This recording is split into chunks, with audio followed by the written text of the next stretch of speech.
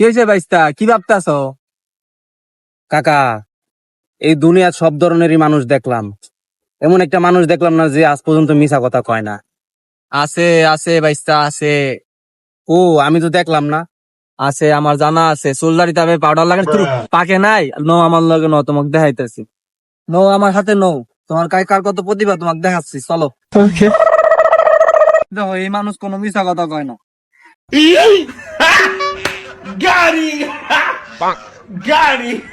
আছে, আপনি কোনো মিছা কথা কইন না।